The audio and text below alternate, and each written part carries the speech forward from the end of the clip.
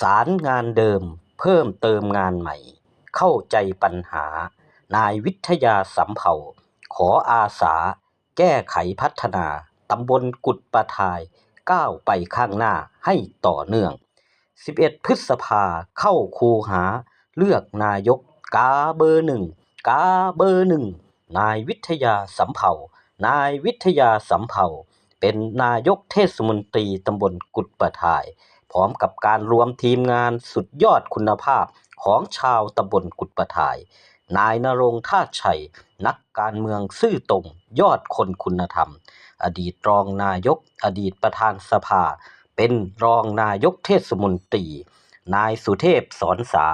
นักบริหารหนุ่มมือประสาน10ทิศอดีตรองนายกเป็นรองนายกเทศมนตรีนายพุทธาคูณทองอดีตนายกเทศมนตรีอดีตกำนันตำบลกุดประทายเป็นที่ปรึกษานายกและนายทองแดงชาแฉะหรือบิ๊กจ่อยนักการเมืองหนุ่มรุ่นใหม่อนาคตไกลขวัญใจประชาชนมากความรู้ความสามารถเป็นเลขานุการนายกเทศมนตรีวันที่11พฤษภาคม2568นี้เลือกนายกเทศมนตรีโปรดเลือกนายวิทยาสำเภาเบอร์หนึ่งเป็นนายกเทศมนตรีตำบลกุดประทายนโยบายสำคัญเร่งด่วนด้านโครงสร้างพื้นฐาน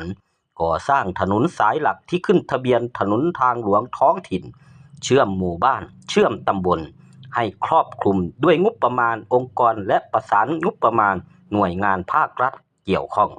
ส่งเสริมสนับสนุนเด็กเยาวชนผู้สูงอายุผู้พิการผู้ด้อยโอกาสให้มีคุณภาพชีวิตที่ดีเข้าถึงบริการภาครัฐอย่างทั่วถึงและเป็นธรรม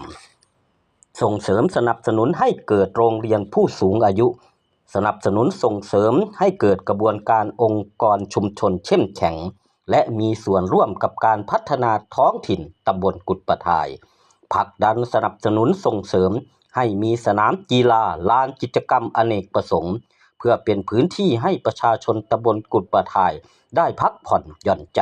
ออกกำลังกายเล่นกีฬาทำกิจกรรมสร้างสรรค์โครงการเทศบาลยิ้มการบริการพี่น้องประชาชนด้วยหัวใจผู้บริหารข้าราชการพนักงานลูกจ้างบริหารงานตามหลักธรรมาภิบาล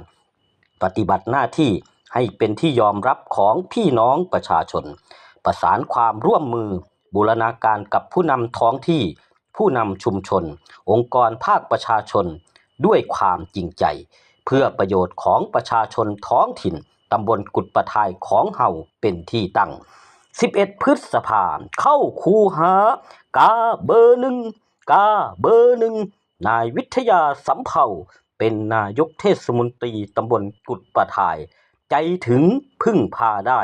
ไปมาหาสู่เป็นกันเองดุจญาติสนิทมิตรแท้ของประชาชนชาวตำบลกุดประทายทุกคนนายวิทยาสำเภาเบอร์หนึ่งเลือกนายกเทศมนตรีตำบลกุดประทายเลือกนายวิทยาสำเภาเบอร์หนึ่งนายวิทยาสำเภาคนดีคนเดิมเบอร์หนึ่ง